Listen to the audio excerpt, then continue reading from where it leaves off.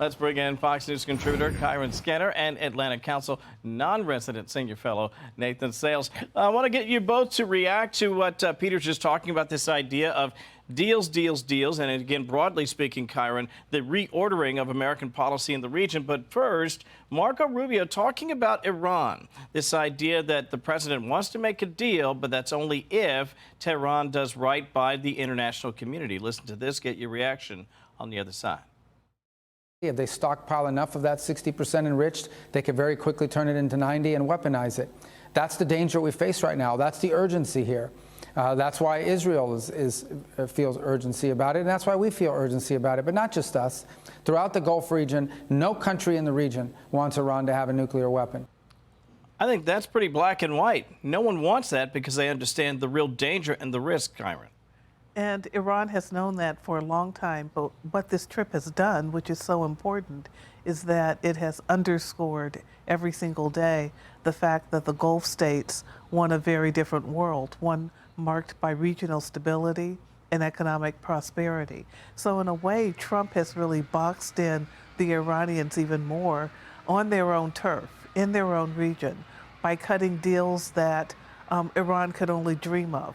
Iran will be surrounded by neighbors that are AI superpowers. That's right. The best AI activity in terms of infrastructure in the world will now be in the Middle East with U.S. companies and U.S. government involvement. The Iranians must be thinking, is enriching uranium really worth all of this? Absolutely. Is the jig up? Nathan, let me ask you. I think Kyron really nails it when she talks about this idea that if you're in Tehran, they can read what's happening all around them, and yet they've been recalcitrant certainly since 1979. Might that be changing?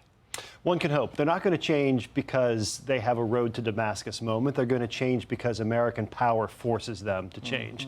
And that's why we really need to be clear about what a deal is going to look like. No enrichment. The only reason Iran could want to have a domestic enrichment capability is to preserve a pathway to a bomb. And that's unacceptable to the United States. It's unacceptable to the region. So if they want to have a peaceful civilian nuclear energy power program, there's a way to do that. 23 other countries go out on the open market and buy uranium. If it's good enough for Canada, it's good enough for the Iranians, too. And the second thing that has to be in this deal, end their support for terrorism. They're the world's worst state sponsor of terrorism. Just this month, the Brits disrupted a plot, maybe two plots, to target Israelis and Jews in the United Kingdom. If you give them sanctions relief, if you give Iran sanctions relief with a deal that doesn't also address terrorism, you're just going to be bankrolling more plots like that. You know, and if you come from my old school thinking, trust but verify, I say don't trust and verify, because the regime there has for years, certainly dating back to 1979, proven themselves unworthy of any level of trust. And about 30 seconds each, I want to have you sort of put a bow on this trip, if you would, Kyron. The big takeaway from the president's visit, on balance, it would seem to be an A, if not an A+. I think an A+. I think this has been the best demonstration of the idea of a Trump doctrine. And I've heard that term used more in the last 72 hours than in the past 4 years by even detractors. He's shown what he means by new regional partnerships. This is a new NATO.